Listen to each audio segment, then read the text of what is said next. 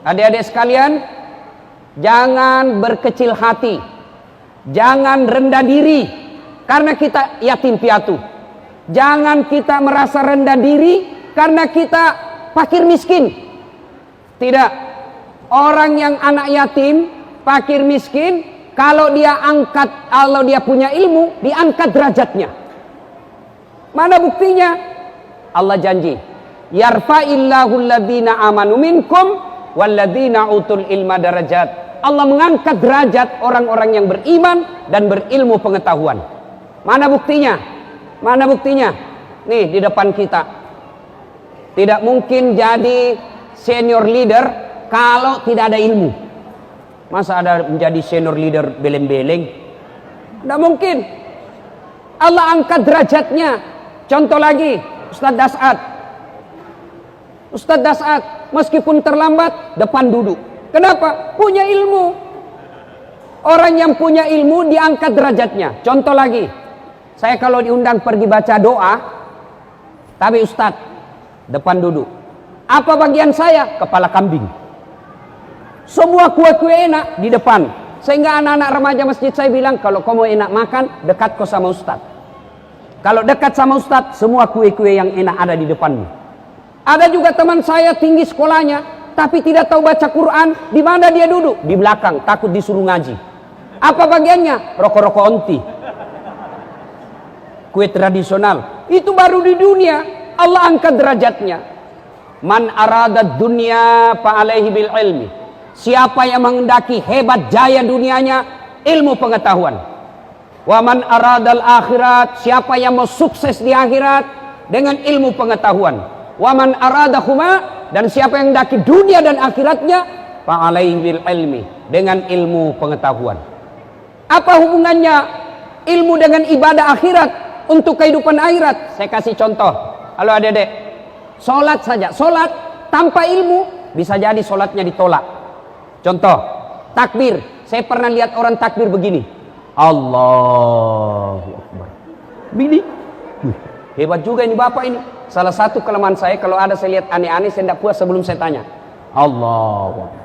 Saya pergi tanya, apa maksudnya itu?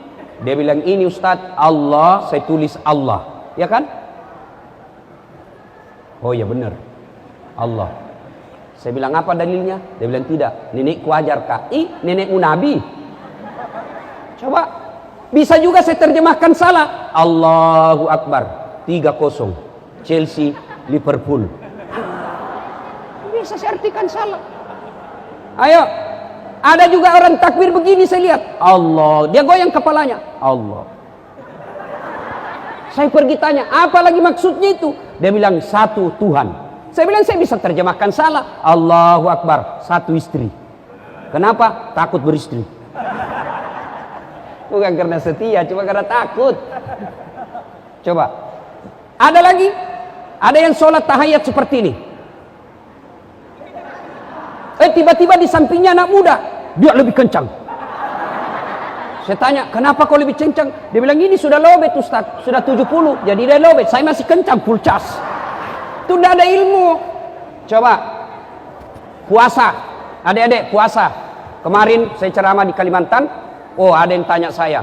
Karena saya bilang, malam hari itu halal bersama istri. Siang tidak boleh. Yang tidak bolehnya dari maghrib, subuh sampai maghrib. Maghrib sampai subuh boleh, biar 5 kali. Dia bilang, datang sama saya. Malam bisa juga Ustaz? Ya bisa. Astagfirullah Ustaz, saya sudah 4 tahun, biar malam tidak juga. Saya bilang, kadongok kok.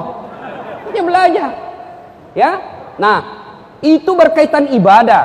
Berkaitan dengan kantor. Kalau tidak punya ilmu tentang telekomunikasinya tidak update, maka bisa jadi bapak pegawai senior, tapi tinggal di kantor tidak naik pangkatnya. Kan biasa kita di kantor bilang begini, itu baru 3 tahun promosi terus, baru 3 tahun kerja telkom promosi terus, saya sudah 10 tahun kok begini-begini. Bapak betul 10 tahun, tapi prosesornya Pentium 1, lambat loading. Ini yang 3 tahun, tapi sudah 4G dia pakai. Ini 10 tahun suruh bikin surat. Sudah jadi suratnya? Sudah Pak, tinggal di print. Belum namanya itu bos. Namanya sudah, tinggal kasih. Ini sudah Pak, tinggal di print. Belum. 1, harus punya ilmu. Berkaitan dengan dunia, saya kasih contoh lagi nih. Ini cerita warung kopi. Ada orang kaya sekali di kampung. Kaya sekali, tapi tidak tahu membaca. Diajarlah cucunya membaca. P P tambah P pep, SO so, pep so, DE den. Apa bacanya? Odol. Dia gambar. Begitu dia sampai di Makassar, banyak duitnya. Ini kisah nyata. Waktu saya kecil, berkaitan dengan telepon. Waktu itu di kampung saya di Pindrang, masuklah itu wartel. Ya, sekarang wartel sudah habis, Pak. Innalillahi wa inna ilaihi raji'un. Hilang semua itu, kasihan. Soalnya ada namanya seluler. Jadi waktu itu saya pulang kampung. Masuklah saya di KBU. Saya lihat orang tua, orang paling kaya di kampung saya, tapi tidak tahu membaca. Dia teleponlah, dia ambil nomor teleponnya anaknya. Dia lihat, lalu dia bilang, halo, ambokmu, bapakmu nak. Saya bilang, bagaimana mau nyambung ngaji? Pencet dulu nomornya. Dia pencet dulu.